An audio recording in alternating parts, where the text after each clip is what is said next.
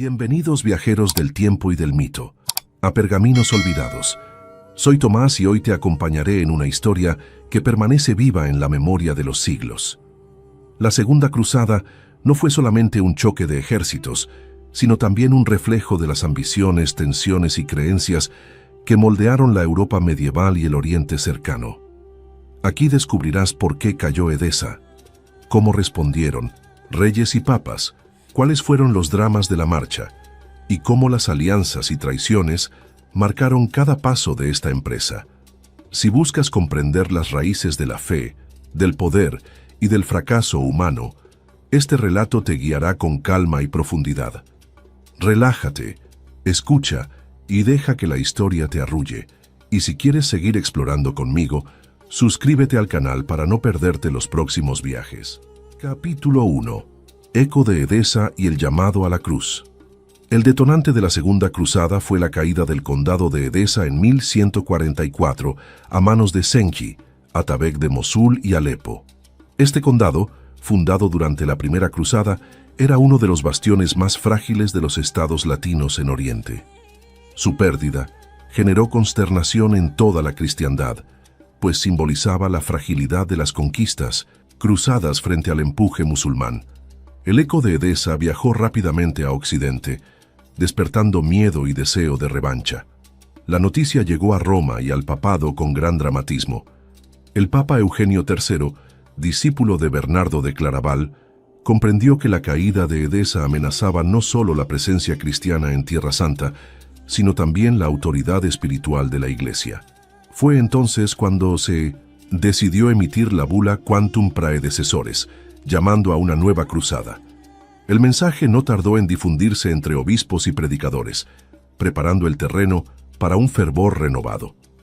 El papel de Bernardo de Claraval fue fundamental en este inicio. Monje cisterciense y figura carismática de su tiempo, Bernardo se convirtió en el gran predicador de la cruzada. Con su elocuencia, convenció a multitudes en Francia y Alemania de tomar la cruz. Su voz transmitía tanto devoción como urgencia, y bajo su liderazgo espiritual, la Segunda Cruzada adquirió un aura de misión sagrada. Muchos lo consideraban el nuevo oráculo de la cristiandad. En Francia, el rey Luis VII ya había mostrado interés en participar en una campaña militar en Oriente. Al escuchar la llamada de Bernardo, no dudó en comprometerse. El entusiasmo del monarca reforzó la idea de que la cruzada debía tener un carácter regio, no solo popular. Este hecho marcaría la diferencia con la Primera Cruzada, que había sido liderada principalmente por señores feudales. Ahora, reyes y cortes enteras estaban implicados en la empresa. El entusiasmo se extendió por los reinos europeos. Nobles, caballeros y campesinos escuchaban las palabras de Bernardo y se arrodillaban para recibir la cruz en la ropa. Las plazas se llenaban de peregrinos que juraban partir hacia Oriente.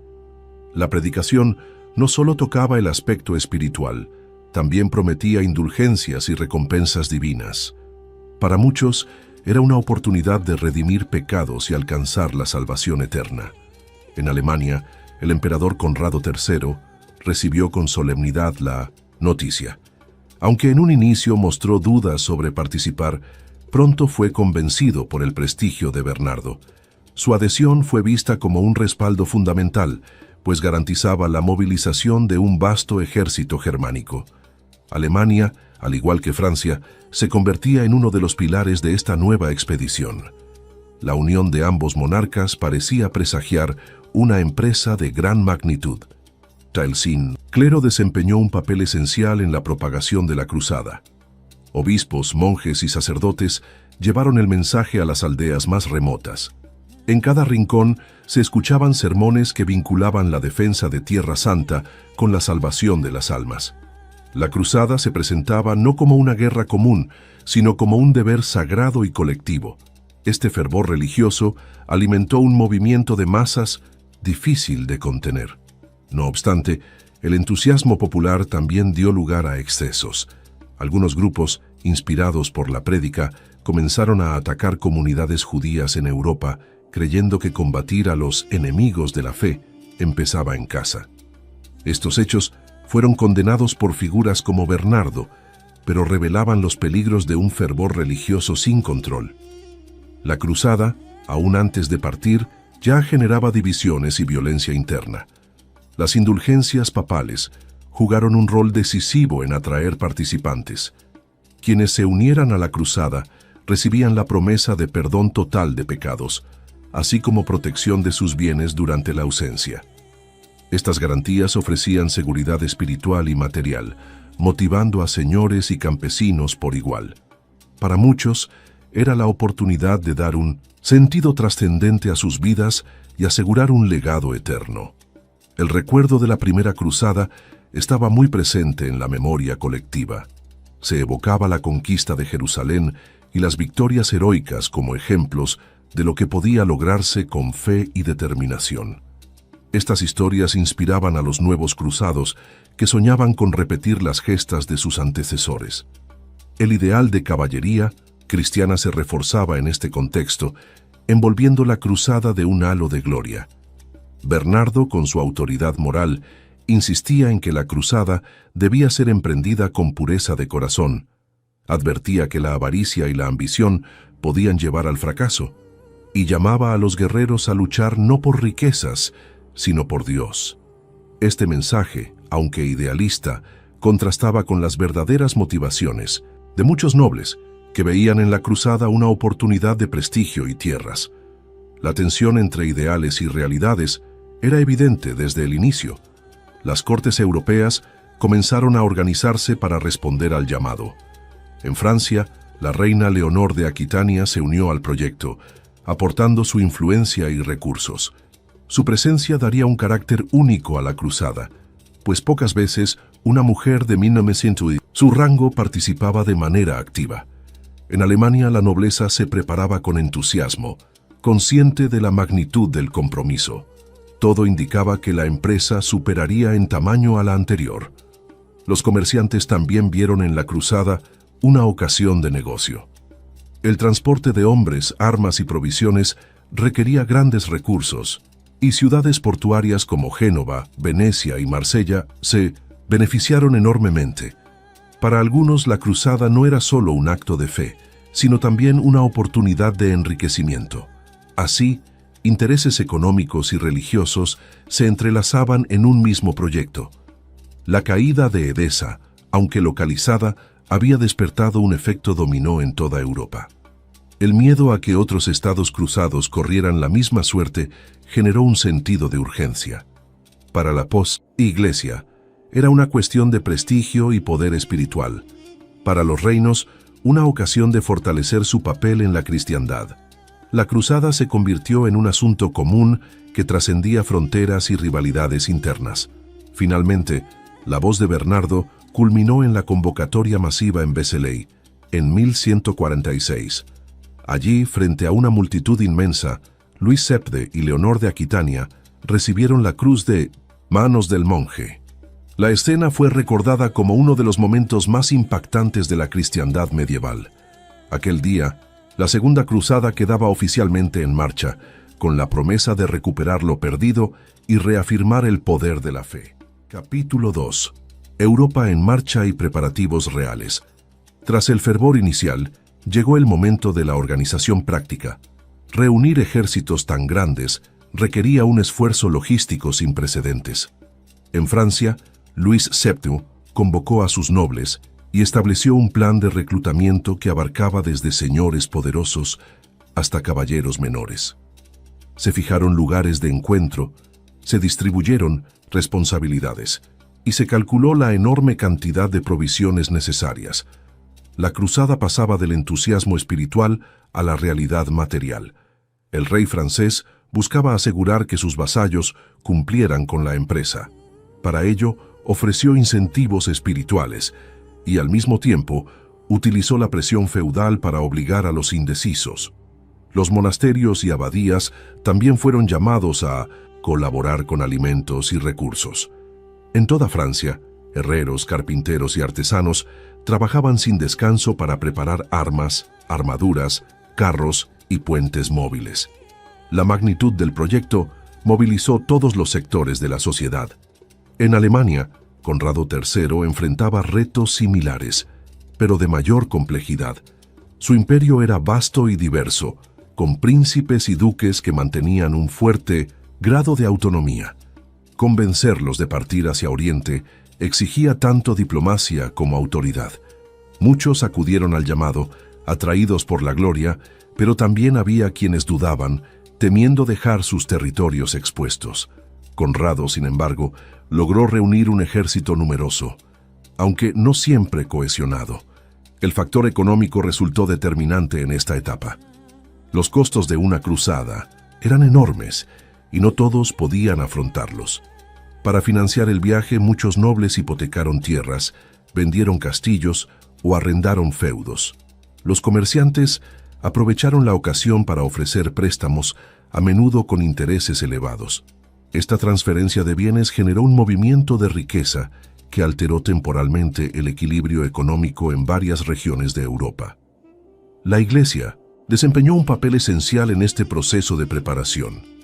Además de predicar, organizó colectas y donaciones que permitieran cubrir gastos. Monasterios cistercienses y benedictinos se convirtieron en centros de acopio de recursos. El papado aseguraba que quienes apoyaran la cruzada, incluso sin partir, recibirían también méritos espirituales. De este modo, toda la cristiandad quedaba implicada, aunque no todos fueran al frente de batalla. El entusiasmo cruzado generó escenas de fervor colectivo. En ciudades como París y Estrasburgo, multitudes acompañaban las ceremonias en las que caballeros recibían la cruz. Estos rituales tenían un carácter solemne y emocional, con procesiones, cánticos y bendiciones. La idea de marchar juntos hacia Tierra Santa reforzaba el sentido de unidad. En esos momentos, la cruzada parecía una empresa invencible, respaldada por toda Europa. La participación de Leonor de Aquitania añadió un matiz particular. Como reina consorte de Francia y una de las mujeres más influyentes de su tiempo, su decisión de acompañar a Luis VII sorprendió a muchos. Leonor llevó consigo a un séquito de damas y nobles aquitanos, lo que dio al ejército francés un carácter más heterogéneo. Su presencia marcaría profundamente los acontecimientos posteriores y sería recordada por su fuerte personalidad. Las rutas de la cruzada fueron planificadas con detalle. Francia y Alemania debían coordinar sus ejércitos, que partirían en momentos distintos pero se encontrarían en Oriente. El camino atravesaba territorios hostiles y aliados, lo que obligaba a negociar con príncipes locales, con el Imperio bizantino y con ciudades italianas para garantizar el paso y el abastecimiento. La complejidad de este plan mostraba que no se trataba de una simple expedición militar. Los cruzados también debían pensar en la travesía marítima. Aunque la mayoría marcharía por tierra, se buscó apoyo en las flotas de Génova, Pisa y Venecia. Estas repúblicas marítimas ofrecían transporte y suministros a cambio de privilegios comerciales. El mar, por tanto, se convertía en otra vía estratégica, especialmente para los contingentes que se dirigirían a los estados cruzados del Levante. La alianza entre poder espiritual y económico se hacía evidente. El ejército francés, con su estructura feudal, reflejaba tanto fuerza como debilidades.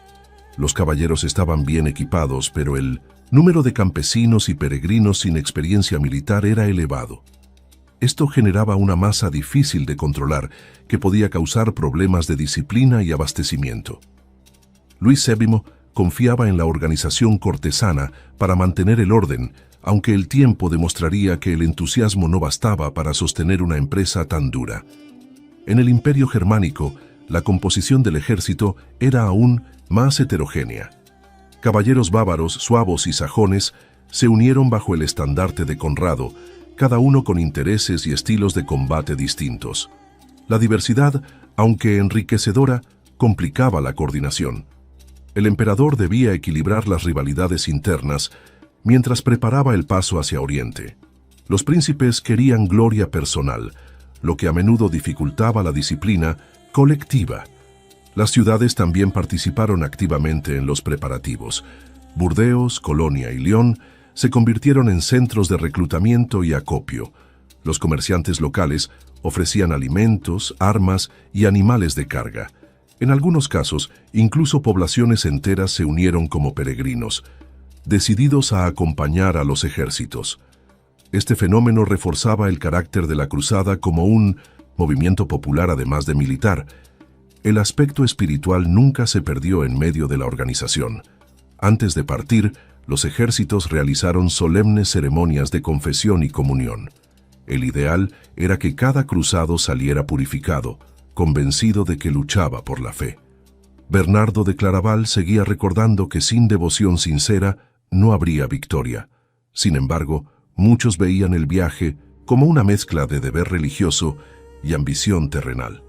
El clima político europeo también influyó en la preparación. Algunas monarquías, como Inglaterra, no participaron directamente, pero brindaron apoyo financiero y diplomático. Los reyes calculaban cuidadosamente los beneficios de implicarse en Oriente. Para Luis VII y Conrado III, la cruzada era tanto un acto de fe como una oportunidad de reforzar su prestigio internacional. Esta dimensión política añadía más capas de complejidad al proyecto. Cuando los ejércitos finalmente estuvieron listos, la magnitud de la movilización sorprendió incluso a los contemporáneos. Nunca antes tantos hombres habían marchado juntos bajo la cruz de Cristo. Europa entera parecía ponerse en movimiento hacia Oriente, con esperanzas, temores y ambiciones entrelazados. La partida de los cruzados no solo era un acontecimiento militar, sino también un momento histórico que marcaría profundamente las relaciones entre Occidente y Oriente. Capítulo 3. Rumbo a Constantinopla y recelo bizantino. Cuando los ejércitos emprendieron su marcha hacia Oriente, el primer gran objetivo era llegar a Constantinopla, la capital del Imperio bizantino. Para los cruzados, la ciudad representaba la puerta hacia Tierra Santa y un centro de abastecimiento indispensable. Sin embargo, para los bizantinos, la llegada de tantos contingentes armados era motivo de recelo. El recuerdo de los saqueos y abusos cometidos por algunos cruzados en la primera cruzada todavía estaba fresco en la memoria imperial. El emperador bizantino en aquel momento era Manuel I Comneno, un gobernante astuto y profundamente consciente de la fragilidad de su imperio frente a las amenazas externas. Aunque en teoría los cruzados eran aliados en la lucha contra los musulmanes, Manuel temía que aquellas masas de soldados indisciplinados terminaran convirtiéndose en un peligro para Constantinopla. La diplomacia bizantina se preparó para contener y vigilar a los recién llegados. El ejército alemán de Conrado III fue el primero en acercarse a la capital bizantina. Su paso por Hungría y los Balcanes estuvo marcado por tensiones con las poblaciones locales, pues el suministro de alimento era insuficiente para mantener a tantos hombres. Hubo saqueos, enfrentamientos menores y quejas de los gobernadores bizantinos, quienes enviaban informes preocupados a Manuel. Esto aumentaba la desconfianza mutua y complicaba las negociaciones. Conrado III intentó mantener la disciplina, pero el tamaño y la diversidad de su ejército lo hacían difícil. Para los bizantinos, aquellos soldados parecían más invasores que aliados. Manuel I, decidido a evitar riesgos, dispuso guarniciones en los caminos y aceleró las conversaciones diplomáticas. Quería que los alemanes cruzaran rápido el Bósforo y siguieran hacia Anatolia, minimizando su permanencia en tierras bizantinas. La prioridad era proteger la capital. El emperador exigía a los cruzados un juramento de fidelidad, el mismo que había pedido a los líderes de la primera cruzada décadas antes. Este juramento implicaba que cualquier territorio conquistado por los cruzados debía ser devuelto al Imperio bizantino. Conrado, aunque incómodo, aceptó formalmente las condiciones, aunque muchos de sus nobles no las respetarían con convicción. Era un pacto más diplomático que real, sostenido por la necesidad de cooperación. Mientras tanto, el ejército francés de Luis VII avanzaba con mayor cautela. Su paso por Alemania y los Balcanes fue menos conflictivo, en parte gracias a los acuerdos logrados con gobernantes locales. Aún así, el tamaño del contingente francés generaba preocupación en Constantinopla. Manuel veía con inquietud la llegada sucesiva de dos reyes occidentales, cada uno al mando de miles de Hombres. Era una situación inédita y peligrosa. Luis VII y Leonor de Aquitania entraron en Constantinopla con una mezcla de solemnidad y desconfianza. El emperador Manuel los recibió con la pompa característica de Bizancio, desplegando ceremonias fastuosas para impresionar a los occidentales. Sin embargo, bajo aquel esplendor se ocultaba un temor real, que la cruzada se convirtiera en una amenaza para la integridad del imperio. Los banquetes y recepciones eran en realidad maniobras diplomáticas. Los cruzados quedaron deslumbrados por la magnificencia de Constantinopla. Sus murallas, palacios y cúpulas superaban cualquier construcción de Occidente. Para muchos era la primera vez que veían una ciudad de tal tamaño y riqueza. Esta impresión contrastaba con las tensiones políticas, pero también alimentaba rivalidades. Algunos nobles occidentales consideraban que Bizancio era demasiado rico y sospechaban que Manuel prefería proteger sus intereses antes que recuperar Tierra Santa. El emperador temía que los cruzados aprovecharan cualquier debilidad para intentar tomar Constantinopla. Por ello, reforzó la vigilancia en las murallas y ordenó que las tropas occidentales fueran acampadas lejos de la ciudad.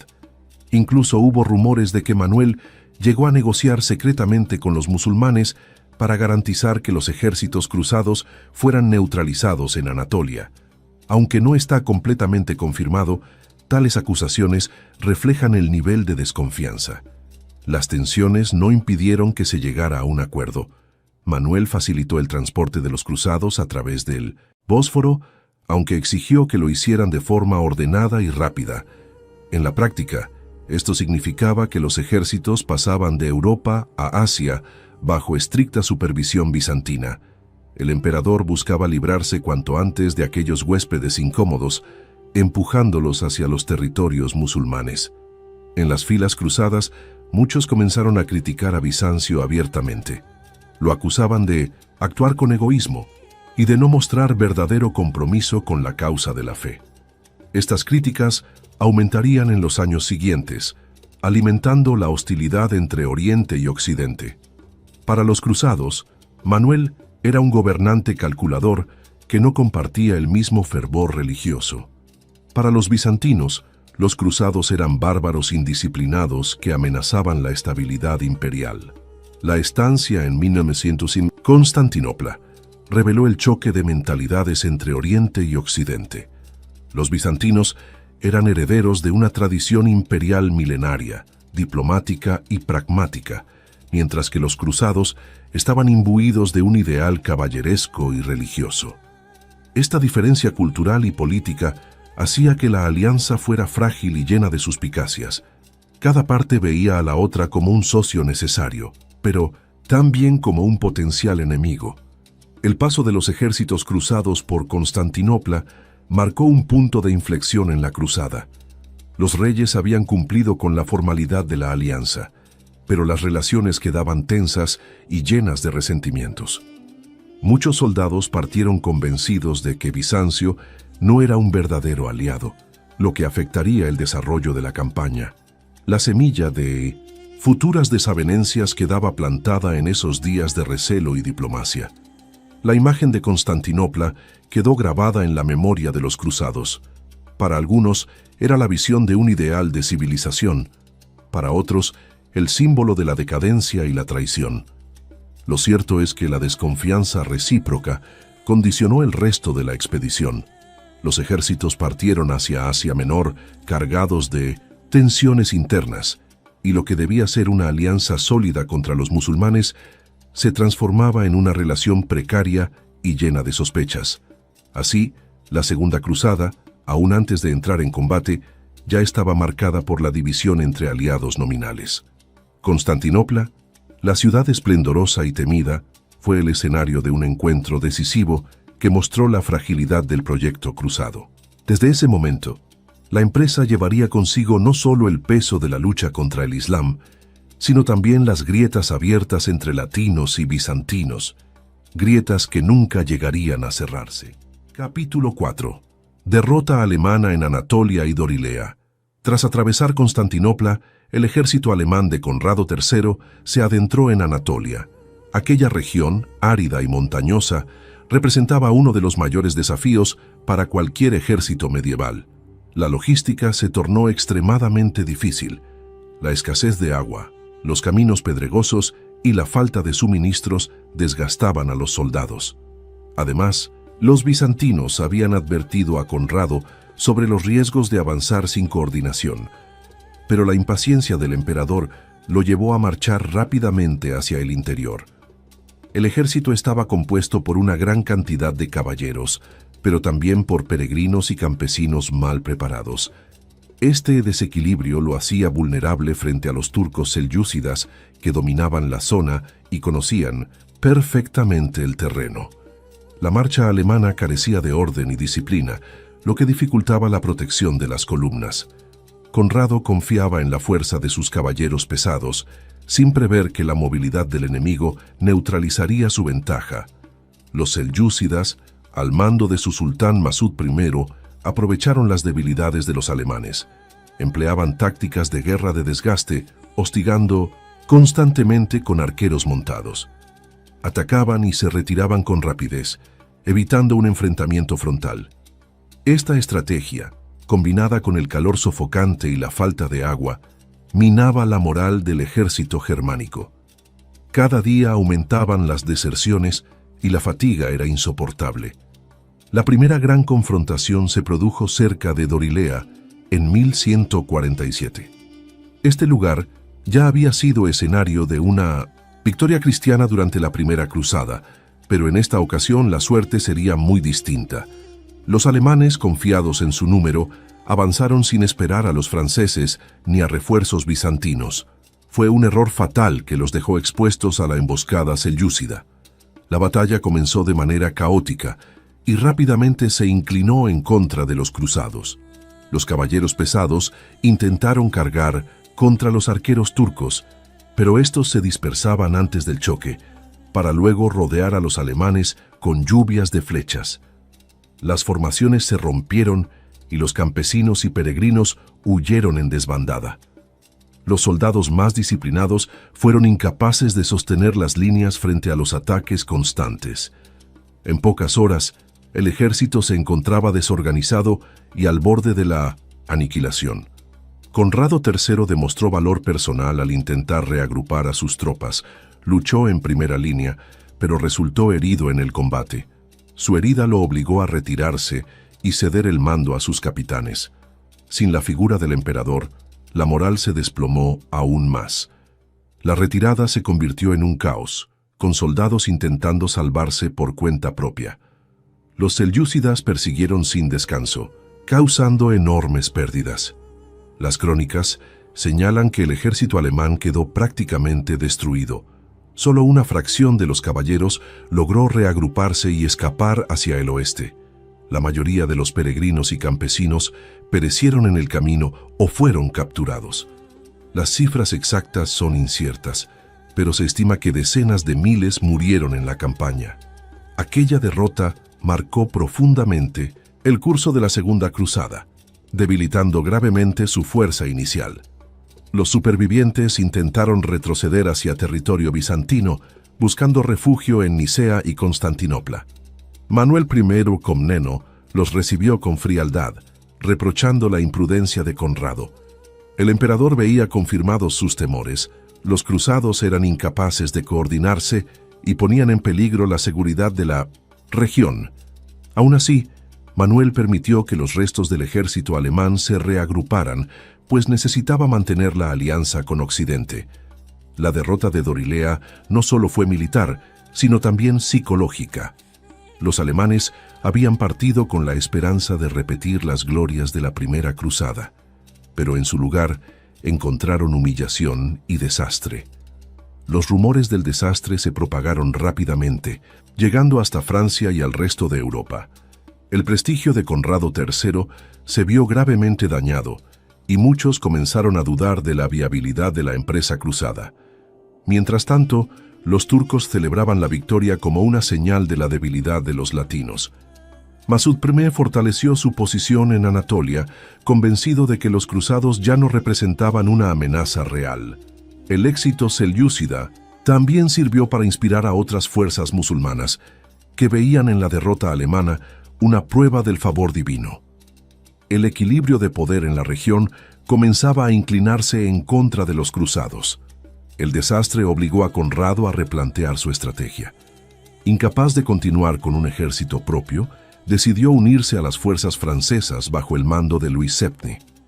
Aunque humillante, esta decisión era la única salida posible. La alianza entre franceses y alemanes se volvió una necesidad, pero también generó tensiones, pues cada rey desconfiaba del otro. La cruzada quedaba marcada por la falta de unidad desde sus primeros pasos. El fracaso alemán también reveló la importancia de la logística en campañas tan largas. Sin suministros adecuados y sin conocimiento del terreno, incluso un ejército poderoso podía ser derrotado. Los cruzados aprendieron demasiado tarde que la fuerza bruta no bastaba frente a un enemigo móvil y adaptado al ambiente. Esta lección, sin embargo, no evitaría que los franceses repitieran errores similares poco después. Las fuentes medievales, tanto alemanas como bizantinas, narran con dureza la catástrofe. Algunas describen escenas de hambre, sed y desesperación entre los soldados. Otras critican la arrogancia de Conrado, que desoyó los consejos de esperar refuerzos. Incluso cronistas eclesiásticos interpretaron la derrota como un castigo divino por la impureza moral del ejército. Así, la memoria de Dorilea quedó teñida de tragedia y advertencia. Pese al desastre, Conrado III sobrevivió y logró llegar a Jerusalén más tarde, tras recuperarse de sus heridas. Su participación, aunque disminuida, aún tendría peso en los debates posteriores sobre el rumbo de la cruzada. Sin embargo, el golpe a la moral y al poder militar alemán fue irreparable. Lo que había comenzado como un esfuerzo colosal, se reducía ahora a un ejército debilitado y desmoralizado. En conclusión, la derrota alemana en Anatolia y Dorilea selló uno de los capítulos más oscuros de la Segunda Cruzada. La imprudencia, la falta de disciplina y la subestimación del enemigo llevaron a un desastre completo. El camino hacia Tierra Santa, lejos de estar asegurado, se tornaba más incierto que nunca. Europa había enviado a miles de hombres llenos de fe y ambición, pero en las montañas de Anatolia encontraron un destino de sufrimiento y ruina. Capítulo 5. Marcha francesa y tragedia del Monte Cadmo. Tras la catástrofe alemana, el ejército francés de Luis VII emprendió su marcha a través de Anatolia con la esperanza de evitar los mismos errores. A diferencia de Conrado, el rey francés avanzaba acompañado de un contingente más disciplinado y con la presencia de su esposa, Leonor de Aquitania. El ejército estaba compuesto por caballeros bien armados, infantería y un gran séquito de peregrinos. Sin embargo, la ruta hacia el interior de Asia Menor pronto se reveló igual de peligrosa. Los franceses habían recibido advertencias de los bizantinos y de los supervivientes alemanes sobre los riesgos de avanzar sin precauciones. A pesar de ello, el deseo de continuar con rapidez hacia Antioquía pesó más que la prudencia. Luis VII confiaba en la fuerza de sus tropas y en la organización de sus nobles, pero subestimó las tácticas de los selyúcidas. La expedición se adentró en un terreno hostil, seco y con montañas que dificultaban el avance. El ejército marchaba en largas columnas, cargando con un enorme tren de suministros. Los carros transportaban víveres, armas y pertenencias de la nobleza, lo que ralentizaba el movimiento. Los turcos, expertos en guerra de hostigamiento, seguían de cerca cada paso lanzando ataques relámpago contra los rezagados. Estas emboscadas constantes debilitaban la moral y agotaban los recursos, recordando cada día lo ocurrido con los alemanes. La disciplina comenzó a deteriorarse con el paso de las semanas. El calor, la sed y la falta de alimentos provocaban disputas internas. Muchos peregrinos se mostraban incapaces de seguir el ritmo, quedando atrás y cayendo en manos de los selyúcidas. Los caballeros, aunque orgullosos de su prestigio, se veían obligados a proteger constantemente las líneas, lo que aumentaba el cansancio y el resentimiento entre las tropas. El episodio más dramático ocurrió en enero de 1148, en el monte Cadmo, una escarpada elevación en el suroeste de Anatolia. Intes, ejército francés avanzaba dividido en varias secciones, lo que lo hizo extremadamente vulnerable. La retaguardia, encargada de proteger el convoy, fue sorprendida por un ataque masivo de los turcos. En cuestión de horas, el orden se convirtió en caos y los soldados fueron arrasados en una emboscada devastadora. Los carros de suministros, que representaban la riqueza y la supervivencia del ejército, quedaron atrapados en los estrechos senderos. Muchos fueron destruidos o capturados por los atacantes. Los peregrinos, en pánico, intentaban huir montaña abajo, solo para ser alcanzados por las flechas enemigas. La infantería, sobrepasada, apenas pudo resistir, y los caballeros no lograban cargar eficazmente en aquel terreno empinado. La tragedia era inevitable. Luis VII estuvo a punto de perder la vida en este enfrentamiento. Las crónicas relatan que el rey luchó valerosamente, pero quedó aislado de sus hombres. Para salvarse, se vio obligado a trepar por un peñasco, refugiándose en lo alto hasta que sus caballeros lograron rescatarlo. La imagen de un monarca exhausto y desarmado quedó grabada en la memoria de los cronistas como símbolo del desastre en Cadmo. Leonor de 1900, Aquitania, aunque no participó directamente en el combate, fue testigo de la magnitud del desastre.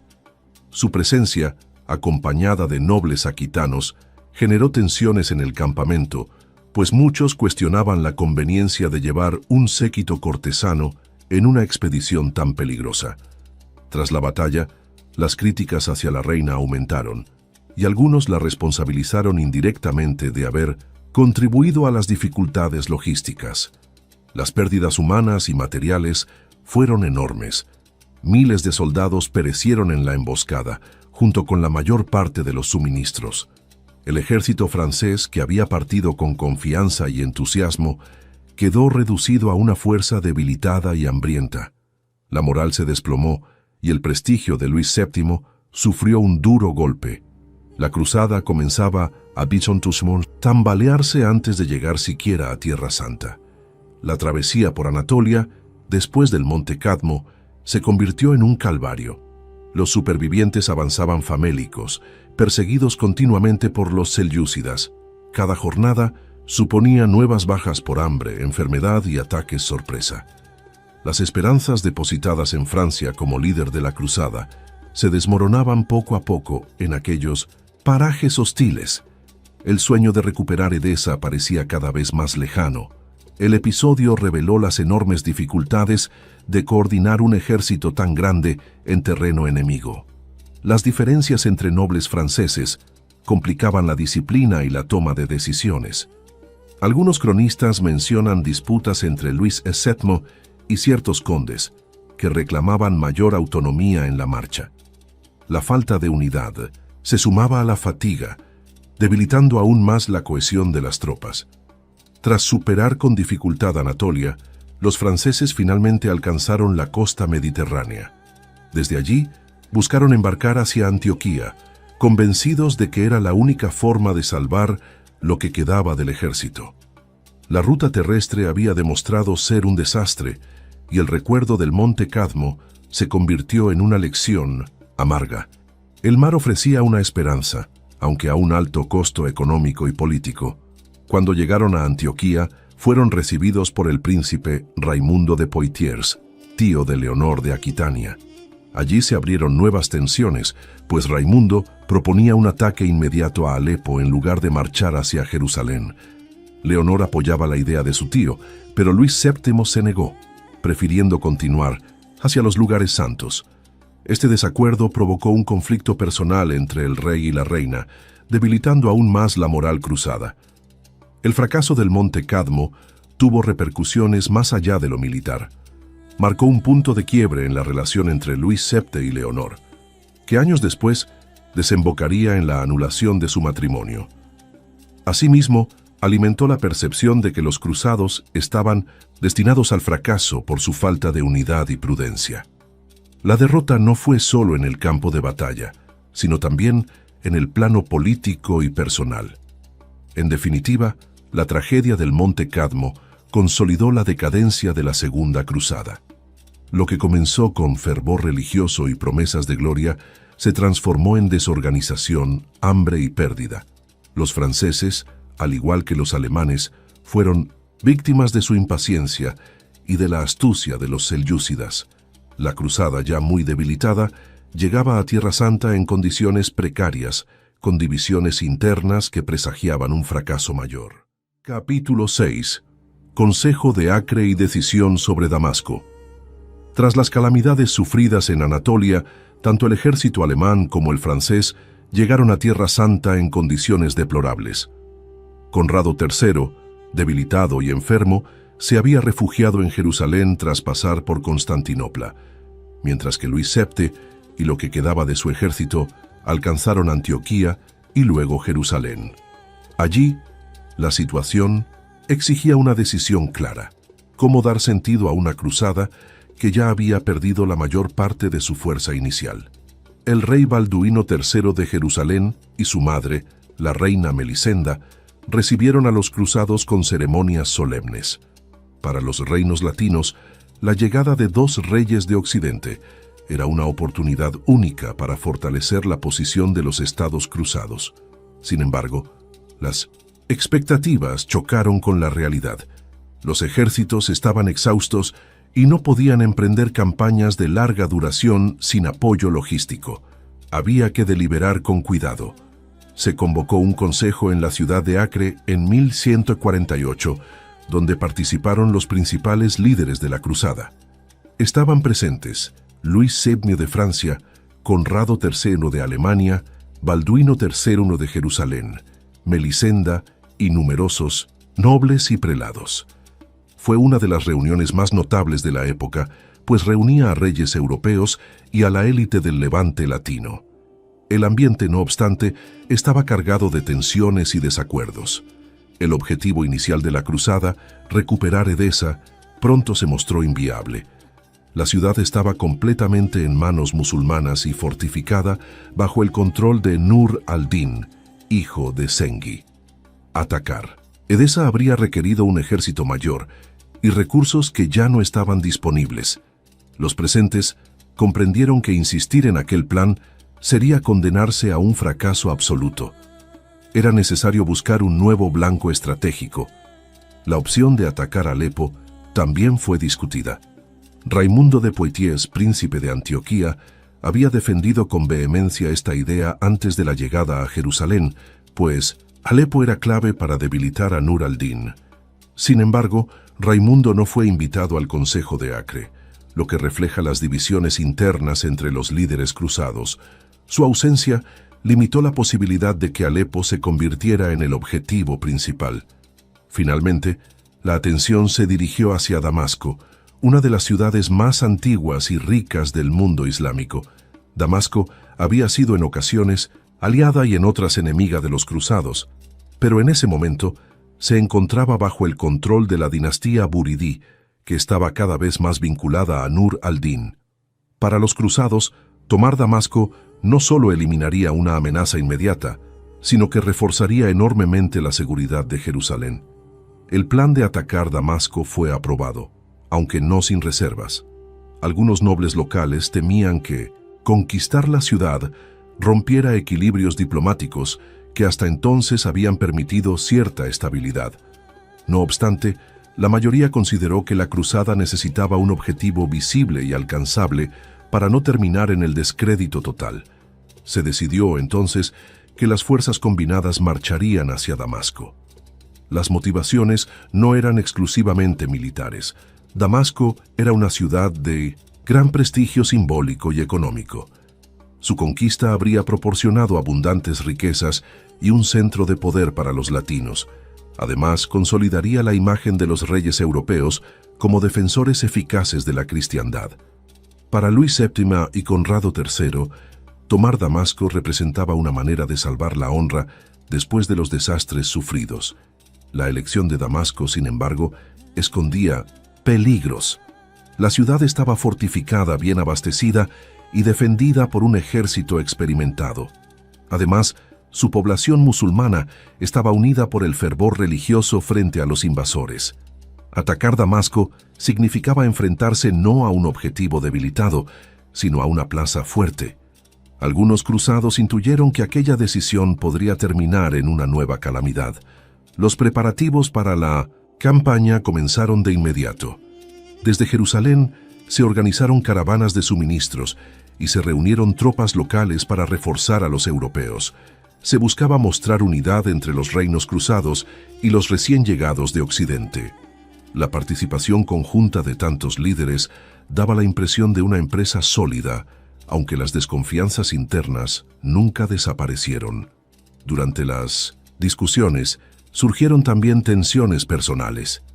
Luis VII y Conrado III competían por el protagonismo, mientras Balduino III intentaba mantener el equilibrio entre ellos. Melisenda, con su aguda inteligencia política, influyó discretamente en las decisiones, procurando que Jerusalén saliera beneficiada. La cruzada, más que una causa común, parecía un mosaico de ambiciones individuales entrelazadas. El entusiasmo popular en Tierra Santa creció cuando se supo que los reyes marcharían contra Damasco. Para los habitantes de Jerusalén, ver a tantos monarcas reunidos era un hecho extraordinario. Se organizaron procesiones, rezos colectivos y celebraciones en las iglesias. El espíritu religioso se renovó, como si el fracaso en Anatolia pudiera ser olvidado gracias a una victoria en el corazón de Siria. No obstante, algunos varones del reino cruzado se mostraban reticentes. Habían mantenido relaciones diplomáticas con Damasco y temían perder ventajas políticas si la ciudad caía en manos latinas. Aún así, la decisión estaba tomada y nadie se atrevió a desafiar abiertamente la voluntad de los reyes europeos. El peso simbólico de Luis VII y Conrado III se imponía sobre cualquier oposición.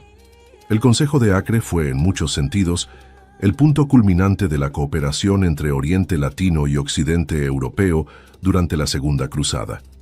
La reunión simbolizaba la unión de fuerzas en torno a un objetivo común, aunque esa unión era frágil. Lo que se acordó allí definiría el desenlace de toda la expedición. El destino de la cruzada quedaba ahora vinculado al asedio de una ciudad legendaria. Así, con la decisión sellada en Acre, los ejércitos se dispusieron a marchar hacia Damasco. La esperanza de gloria, riqueza y redención los acompañaba, pero también la sombra de las derrotas anteriores. En aquel momento, pocos podían prever que la empresa contra Damasco, concebida como la salvación de la cruzada, terminaría convirtiéndose en su ruina definitiva. Capítulo 7. 4 días ante Damasco y el fracaso. El ejército cruzado, reforzado por los varones de Jerusalén, marchó hacia Damasco en julio de 1148. La ciudad, una de las más ricas y antiguas del Levante, era conocida por sus fértiles huertos y su importancia estratégica en Siria. Los cruzados eligieron atacar desde el oeste, donde los jardines proporcionaban abundancia de agua y alimentos. A primera vista, parecía una posición ventajosa que podría garantizar el éxito del asedio. El 24 de julio comenzó la ofensiva. Los ejércitos europeos y latinos avanzaron con decisión, arrasando los cultivos a su paso y levantando campamentos en las afueras de la ciudad. La población de Damasco, aterrada, se refugió tras las murallas, mientras las milicias locales se preparaban para resistir. La defensa estaba liderada por Mu'in ad-Din Unur, gobernador buridí, que rápidamente pidió ayuda a Nur al-Din en Alepo. El primer día de combate favoreció a los cruzados, lograron penetrar en los jardines occidentales y se establecieron en posiciones relativamente seguras.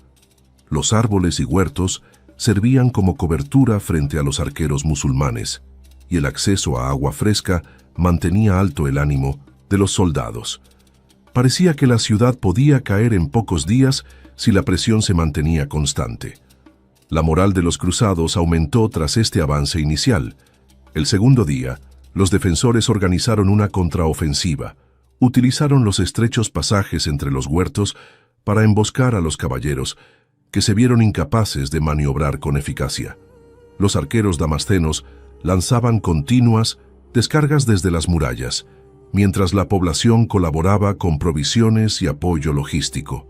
Los cruzados comenzaron a sufrir bajas considerables y la ventaja inicial se redujo con rapidez.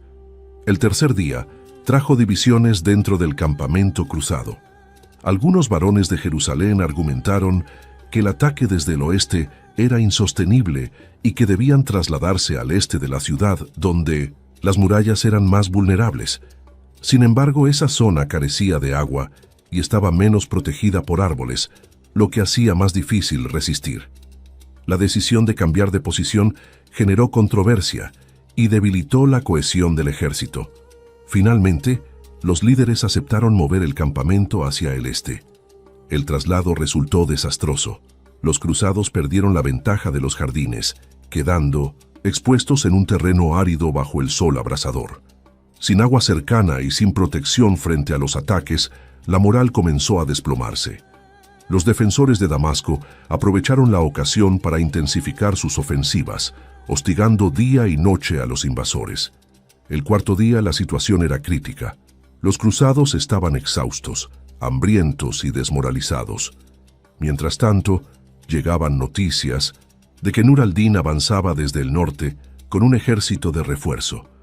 El temor de quedar atrapados entre las fuerzas damasenas y las tropas de Alepo sembró el pánico en el campamento. Luis VII, Conrado III y Balduino III comprendieron que continuar el asedio significaba una derrota total. La retirada fue decidida apresuradamente. En lugar de caer con honor en un asalto final, los ejércitos optaron por abandonar las posiciones y volver a Jerusalén.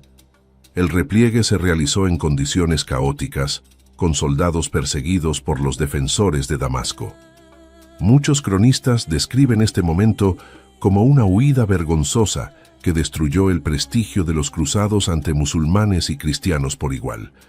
El fracaso ante Damasco causó una profunda conmoción. Lo que debía ser el triunfo que redimiera los desastres de Anatolia y Cadmo terminó en un desastre mayor. La imagen de los reyes de Occidente, incapaces de conquistar una sola ciudad, quedó gravemente dañada. Para los habitantes de Tierra Santa, la cruzada ya no representaba esperanza, sino frustración y desilusión. Los musulmanes interpretaron la victoria como un signo del favor divino. Damasco, al borde de la caída, había resistido gracias a la unidad de sus habitantes y al apoyo de sus aliados. La ciudad pasó a estrechar aún más sus vínculos con Nur al-Din, lo que fortaleció el poder musulmán en Siria. Lejos de debilitar a sus enemigos, los cruzados habían logrado el efecto contrario: consolidar la resistencia islámica. La retirada generó también acusaciones entre los propios cruzados. Algunos señalaron a los varones de Jerusalén por haber insistido en cambiar de posición. Otros culparon a Luis VII y a Conrado III por su falta de liderazgo. Incluso circularon rumores de que ciertos nobles habían sido sobornados por Damasco para abandonar el asedio. Aunque nunca se confirmó, estas sospechas dejaron una mancha de traición en la memoria de la campaña. El Papa Eugenio III, al recibir la noticia del fracaso, quedó profundamente decepcionado. La cruzada que había promovido con tanto empeño terminaba en el desprestigio absoluto. Incluso Bernardo de Claraval, que había sido el gran predicador de la cruzada, sufrió duras críticas. Muchos lo responsabilizaron moralmente por haber prometido un éxito que nunca se materializó. Su autoridad espiritual se vio seriamente dañada en Europa. El fracaso ante Damasco marcó el principio del fin de la Segunda Cruzada. Aunque algunos contingentes permanecieron en Tierra Santa durante un tiempo, la mayoría de los reyes y nobles regresaron a Europa con sus ejércitos diezmados. La empresa que debía reforzar los estados cruzados había terminado debilitándolos aún más. Las esperanzas de recuperar Edesa o conquistar nuevas tierras desaparecieron por completo. El impacto psicológico fue tan profundo como el militar. Para muchos europeos, la cruzada dejó de ser vista como una empresa gloriosa y comenzó a asociarse con sufrimiento y desilusión. El aura de invencibilidad de la primera cruzada se desmoronaba frente a la cruda realidad de la derrota. El fracaso en Damasco se convirtió en un símbolo del límite de las ambiciones cristianas en 1900. Oriente. En conclusión, los 4 días de asedio a Damasco representaron el clímax y la ruina de la Segunda Cruzada. Las decisiones equivocadas, la falta de unidad y la astucia de los defensores llevaron a una humillante retirada. Lo que debía ser el gran triunfo de reyes y nobles terminó siendo un desastre que alteró para siempre la percepción de las cruzadas. El sueño de una victoria decisiva se desvaneció en los muros de Damasco. Capítulo 8. Lisboa y la cruz en el norte de Europa. Mientras Luis Sebne y Conrado III enfrentaban el desastre en Oriente, en la península ibérica se desarrollaba un episodio paralelo que también formaba parte de la Segunda Cruzada. Portugal, recién constituido como reino independiente bajo Alfonso Enríquez, conocido como Alfonso I, buscaba consolidar sus fronteras frente a los musulmanes. La oportunidad surgió en 1147, cuando una flota de cruzados del norte de Europa recaló en las costas atlánticas camino a Tierra Santa. La flota estaba compuesta principalmente por contingentes de Inglaterra, Flandes, Normandía y Renania. Estos peregrinos guerreros habían partido hacia Oriente, pero fueron desviados por tormentas hacia la península. Allí encontraron a Alfonso I, que les propuso un objetivo alternativo: ayudar en la conquista de Lisboa, una de las principales ciudades musulmanas de la región. La idea de colaborar en la causa cristiana en suelo ibérico fue aceptada por muchos. Lisboa estaba en manos musulmanas desde hacía siglos y representaba una fortaleza crucial en la línea defensiva de Al-Ándalus. Su conquista era estratégica para consolidar el joven reino portugués. Alfonso I comprendía que, con la ayuda de los cruzados extranjeros, podía reunir un ejército lo suficientemente grande como para enfrentar la formidable guarnición musulmana. Así comenzó uno de los asedios más significativos de la Reconquista. El ejército cruzado y portugués reunía decenas de miles de hombres.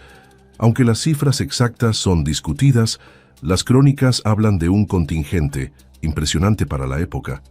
Los cruzados europeos, bien armados y organizados, se unieron a las fuerzas lusas en una campaña que mezclaba devoción religiosa y ambiciones territoriales.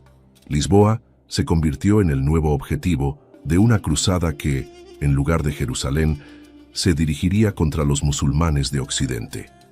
El asedio comenzó en junio de 1147. Los cruzados rodearon la ciudad y levantaron campamentos fortificados. Lisboa estaba defendida por murallas sólidas y una guarnición experimentada que confiaba en resistir hasta que llegaran refuerzos musulmanes desde el sur. La posición geográfica, en la desembocadura del Tajo, facilitaba el abastecimiento por mar, lo que prolongaba la resistencia. El sitio se anunciaba largo y complicado. Los asediantes emplearon diversas técnicas de guerra de sitio. Construyeron torres de asalto, emplearon catapultas y cavaron trincheras para acercarse a las murallas. Los cruzados del norte de Europa aportaron experiencia naval, bloqueando el acceso marítimo y dificultando la llegada de suministros a la ciudad. La coordinación entre lusos y extranjeros, aunque no exenta de tensiones, permitió sostener el asedio durante meses. La población de Minonesiu, Lisboa mayoritariamente musulmana, sufrió las consecuencias del cerco. La falta de alimentos y agua potable dentro de la ciudad provocó hambre y enfermedades. Los defensores resistieron con valentía, pero la presión aumentaba cada día. El asedio se convirtió en una prueba de resistencia tanto para los sitiados como para los sitiadores, que también padecían escasez y enfrentaban problemas de disciplina. Las crónicas destacan la dureza de los combates. En varias ocasiones, los defensores lanzaron salidas sorpresivas contra los campamentos cristianos, causando numerosas bajas. Sin embargo, los cruzados lograban replegarlos hacia las murallas. El asedio se prolongó durante 4 meses, con enfrentamientos constantes que desgastaban a ambos bandos. La tensión era tal que algunos cruzados llegaron a plantearse abandonar la empresa. El papel de Alfonso I fue decisivo para mantener la cohesión. El rey portugués supo negociar con los líderes extranjeros, ofreciendo recompensas materiales y privilegios a quienes permanecieran en el sitio. Su carisma y determinación consolidaron la alianza temporal entre lusos y cruzados. Al mismo tiempo, su presencia aseguraba que la conquista beneficiara directamente a Portugal, no a los señores extranjeros. En octubre de 1147, la resistencia de Lisboa se quebró. Agotados por el hambre y la falta de refuerzos, los musulmanes negociaron la rendición.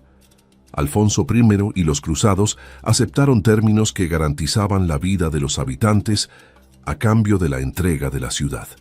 Sin embargo, en la práctica, muchos musulmanes fueron masacrados o esclavizados, lo que dejó una huella de violencia en la memoria colectiva. La caída de Lisboa fue un acontecimiento de enorme trascendencia. No solo consolidó a Portugal como reino independiente, sino que también marcó un punto de inflexión en la reconquista.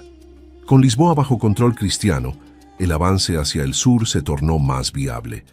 Para los cruzados del norte de Europa, la victoria representó un éxito tangible que compensaba en parte los fracasos sufridos en Oriente.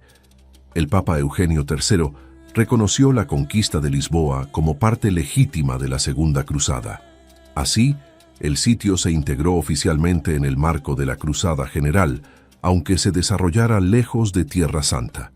Esta inclusión reforzó la idea de que la lucha contra los musulmanes podía librarse en múltiples frentes, no solo en Jerusalén.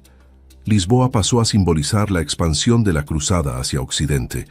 Los cruzados que participaron en la toma de Lisboa regresaron luego a sus tierras con fama y riquezas.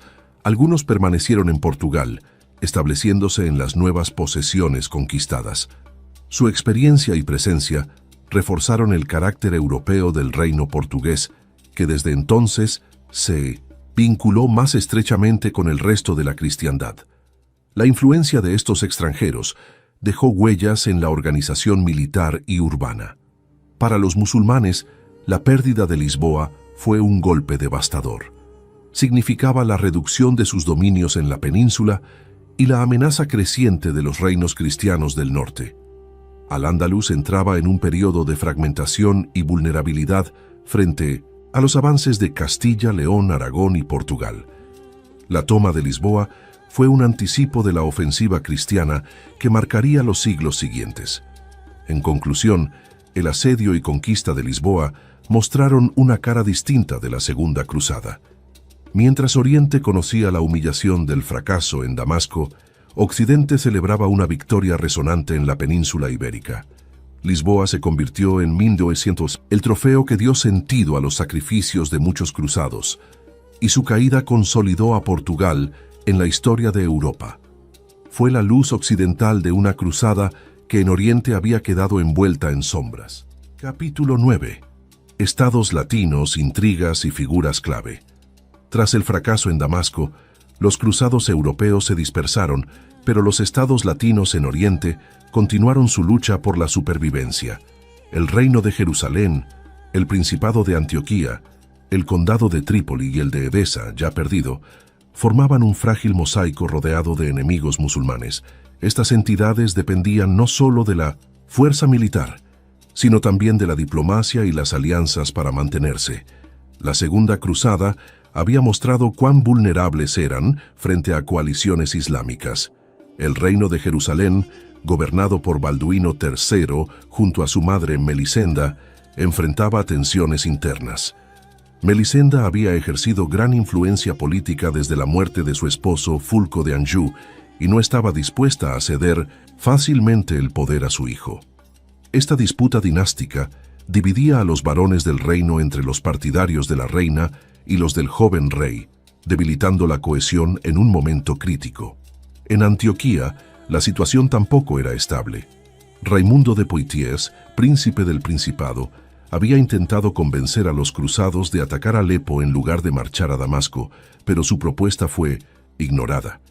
Tras la partida de Luis VII, Raimundo quedó resentido y aislado, aunque seguía siendo una figura clave en la defensa del norte de Siria. Su principado, fronterizo con territorios musulmanes poderosos, estaba en constante peligro. El condado de Trípoli mantenía una posición intermedia. Gobernado por Raimundo II, estaba rodeado por enemigos musulmanes, pero también era vital como punto de enlace entre Antioquía y Jerusalén. Su estabilidad era frágil y la presión aumentaba cada vez más con el fortalecimiento de Nur al-Din. El condado dependía de refuerzos externos y de la cooperación con los demás estados latinos para evitar el colapso. Nur al-Din, hijo de Zengi, emergía como la gran figura musulmana tras la Segunda Cruzada. Su prestigio aumentó enormemente después de la defensa de 1900, Damasco y la incapacidad de los cruzados para recuperar Edesa. Con gran habilidad política y militar, Nur al-Din logró unir a Alepo y Damasco bajo su control, creando una base sólida para futuras ofensivas contra los estados cruzados. Su liderazgo marcaría una nueva etapa en la historia de la región. Dentro de los reinos latinos, las intrigas eran constantes. Los varones locales, acostumbrados a actuar con independencia, rivalizaban por tierras, títulos y matrimonios estratégicos. Estas disputas internas debilitaban la capacidad de enfrentar unidos la amenaza musulmana. La nobleza europea instalada en Oriente tenía intereses propios que no siempre coincidían con los de los reyes o con los de Occidente. Uno de los personajes más influyentes en este periodo fue la reina Melisenda. De gran inteligencia y astucia, supo mantener alianzas con nobles y clérigos, asegurando su posición en un mundo dominado por hombres. Su enfrentamiento con Balduino III se resolvió en 1152, cuando madre e hijo acordaron dividir el reino. Melisenda gobernaría Judea y Samaria, mientras Balduino se quedaba con Galilea y el norte. Este compromiso, aunque temporal, mostró la fragilidad del poder central. Las dos órdenes militares, como los templarios y hospitalarios, también jugaron un papel decisivo en la política local. Más allá de sus funciones defensivas, acumulaban tierras, riquezas y poder, convirtiéndose en actores políticos de primer nivel. En ocasiones, colaboraban con los reyes, pero en otras actuaban con independencia, negociando incluso con príncipes musulmanes si ello beneficiaba a sus intereses. Su influencia crecía con rapidez en el Levante. El fracaso de la cruzada generó un vacío de confianza en los estados latinos. Muchos habitantes locales, incluyendo comunidades cristianas orientales, comenzaron a cuestionar la capacidad de los cruzados occidentales para protegerlos. Esto llevó a que se buscaran alianzas circunstanciales con facciones musulmanas rivales en un juego de equilibrios precario que apenas aseguraba la supervivencia inmediata. Conrado III, tras regresar a Europa, dejó a su sobrino Federico Barbarroja como heredero de la causa imperial en Oriente. Aunque Federico no participó directamente en la Segunda Cruzada, su nombre comenzaba a ganar prestigio, y en el futuro sería protagonista en nuevas expediciones. Luis Cesbron, por su parte, volvió a Francia con su prestigio disminuido y su matrimonio con Leonor de Aquitania profundamente dañado. La anulación del matrimonio entre Luis VII y Leonor de Aquitania en 1152 tuvo consecuencias profundas.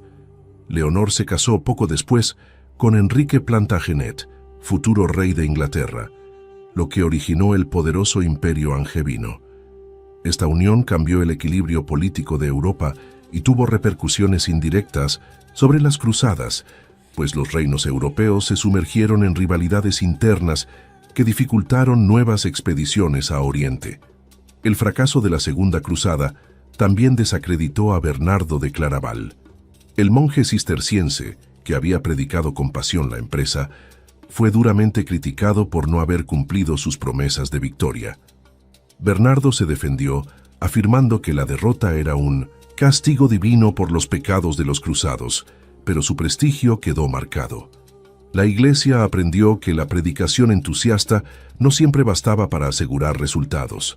Para los musulmanes, la derrota de los cruzados en Damasco representó un punto de inflexión. La percepción de que los cristianos eran invencibles, alimentada por la Primera Cruzada, se desmoronaba. Nur al-Din emergió como el unificador de Siria, y como el líder capaz de llevar la lucha a un nuevo nivel. La Segunda Cruzada, lejos de debilitar al Islam, había fortalecido su cohesión y su moral. Los estados latinos quedaron, en consecuencia, en una posición más vulnerable que antes de la cruzada. Aunque mantenían aún fortalezas y ciudades importantes, carecían de la fuerza necesaria para emprender ofensivas significativas. Su destino dependería de la llegada de nuevas cruzadas o de la capacidad de resistir mediante alianzas frágiles. El fracaso de 1148 los condenó a vivir bajo constante amenaza. En resumen, la etapa posterior a la Segunda Cruzada estuvo marcada por intrigas políticas, disputas dinásticas y la consolidación del poder musulmán en la región. Los estados latinos sobrevivían, pero ya no eran vistos como bastiones invencibles. El eco de las derrotas resonaba tanto en Oriente como en Occidente, y la esperanza de nuevas victorias parecía cada vez más lejana.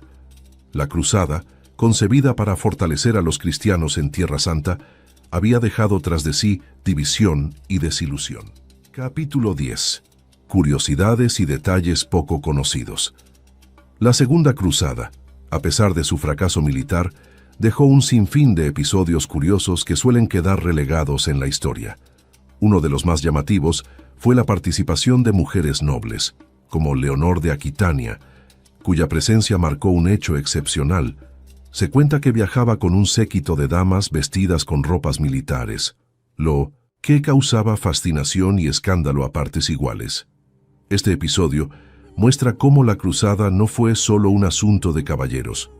En algunos relatos medievales se afirma que parte de los cruzados franceses y alemanes llegaron a sospechar de los bizantinos, acusándolos de haber pactado secretamente con los turcos. Aunque no existen pruebas firmes de ello, el rumor se expandió rápidamente, alimentando la desconfianza entre Oriente y Occidente. Esta percepción de traición bizantina fue clave en el deterioro de las relaciones que, décadas más tarde, desembocarían en la Cuarta Cruzada. Otro detalle interesante es la gran cantidad de cruzados que nunca llegaron a Tierra Santa. Muchos se desviaron en el camino, atraídos por conquistas más próximas. El ejemplo más célebre fue el asedio de Lisboa, pero también hubo intentos de cruzados de atacar plazas en el sur de Hispania. Esto demuestra que la idea de cruzada era flexible y podía adaptarse a contextos locales, siempre que implicara la lucha contra musulmanes. El papel de las órdenes militares durante la Segunda Cruzada también merece atención. Aunque ya existían templarios y hospitalarios, su influencia aún estaba en expansión. La derrota en Oriente reforzó su papel como defensores permanentes de los estados cruzados, al demostrar que los ejércitos europeos no eran fiables a largo plazo. Estos grupos ganaron poder y tierras, convirtiéndose en instituciones centrales de la cristiandad. Una curiosidad poco mencionada es la gran participación de campesinos y peregrinos sin experiencia militar. Muchos partieron movidos por la promesa de indulgencias, pero la mayoría no sobrevivió a las penurias del viaje. Algunos cronistas describen con detalle escenas de hambre, enfermedades y muertes en masa. Estos grupos, aunque casi invisibles en los relatos oficiales, fueron parte esencial de la magnitud de la cruzada. En las fuentes musulmanas, la Segunda Cruzada también ocupa un lugar peculiar. Los cronistas islámicos la recuerdan más como un ejemplo de desorganización que como una gran amenaza. La defensa de Damasco fue interpretada como una señal clara de la protección divina sobre el Islam. Este contraste con la imagen europea, que la percibió como un desastre, muestra cómo la misma campaña generó percepciones opuestas según el bando. Algunos caballeros regresaron de Tierra Santa con reliquias y objetos sagrados, que luego exhibieron en iglesias y monasterios europeos. Aunque su origen muchas veces era dudoso, estos objetos atraían peregrinos y donaciones, generando beneficios económicos y espirituales para las comunidades locales. La cruzada, incluso en su fracaso, alimentó la devoción popular y la circulación de símbolos religiosos. Es curioso observar que la Segunda Cruzada fue la primera en la que participaron reyes en ejercicio, algo que no había ocurrido en la primera. La presencia de Luis VII y Conrado III dio a la empresa un carácter regio, pero también hizo más visible su fracaso. Los cronistas no podían culpar solo a nobles menores, sino a monarcas que habían arriesgado su prestigio en una campaña desastrosa. Esto multiplicó el impacto negativo en Europa. En términos logísticos, la cruzada mostró el enorme desafío de movilizar ejércitos tan grandes a través de continentes. La falta de planificación y la dependencia de recursos locales hicieron que las tropas sufrieran más por hambre y sed que por la espada enemiga. Muchos estudiosos modernos consideran que la Segunda Cruzada fracasó más por errores de gestión que por la fuerza de los musulmanes. Un aspecto llamativo fue la tensión entre las motivaciones espirituales y las terrenales. Mientras los predicadores como Bernardo de Claraval exaltaban la cruzada como un acto de fe, muchos nobles veían en ella una oportunidad para obtener riquezas y tierras. Esta contradicción se reflejó en las decisiones estratégicas, donde el interés político pesaba tanto como la devoción religiosa. En Inglaterra, aunque el rey Esteban no participó, numerosos nobles se sumaron a la empresa. Sin embargo, muchos regresaron arruinados, lo que tuvo consecuencias en la política interna del reino. La cruzada no solo afectó a Oriente, sino también al equilibrio social y económico en Europa. Familias enteras perdieron sus patrimonios por financiar un viaje que terminó en fracaso. El fracaso en Oriente y el éxito en Mimamessing, Lisboa revelan otro detalle curioso. Para algunos cruzados, la península ibérica fue vista como una tierra santa alternativa. Este fenómeno reforzó la idea de que la reconquista española formaba parte de un mismo movimiento espiritual que las cruzadas en Levante. La conexión entre ambos escenarios se consolidó en la mentalidad medieval. Los cantares de gesta y crónicas de la época también inmortalizaron episodios de la cruzada, aunque de manera idealizada. Algunos textos exaltaban la valentía de caballeros concretos, mientras omitían el desastre colectivo. La literatura medieval transformó una campaña fallida en relatos de heroísmo individual, mostrando cómo la memoria histórica podía moldearse para suavizar la derrota. La Segunda Cruzada dejó además un legado de rencor y desconfianza. Muchos europeos culparon a los bizantinos de la derrota, mientras que los bizantinos consideraban a los cruzados una amenaza tan peligrosa como los turcos. Esta hostilidad fue uno de los factores que, décadas después, facilitaría que los latinos saquearan Constantinopla en 1204. Así, los fracasos de 1147-1148 sembraron semillas de conflictos futuros. Finalmente, un detalle llamativo es que a pesar del desastre, la Segunda Cruzada no acabó con el entusiasmo cruzado en Europa. Apenas 40 años más tarde, se convocaría la Tercera Cruzada, protagonizada por figuras legendarias como Ricardo Corazón de León y Saladino. La fe, la ambición y el deseo de gloria siguieron alimentando estas expediciones, aunque la amarga lección de la segunda nunca fue del todo olvidada. Fue del todo olvidada. Fue del todo olvidada. Fue del todo olvidada. Fue del todo olvidada. Fue del todo olvidada.